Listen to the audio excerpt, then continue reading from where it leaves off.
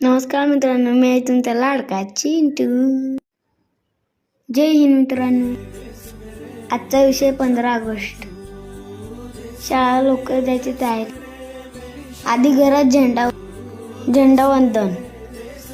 तुम्ही घरात 15 ऑगस्ट साजरा करता ना मित्रांनो. चला झेंडावंदन करून घेऊया.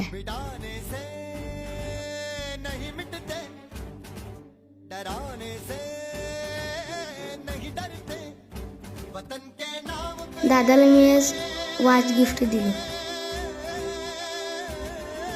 तो फार खुश झाला. तो थँक्यू म्हणाला. पुन्हा भेटू मित्रांनो. जय हिंद.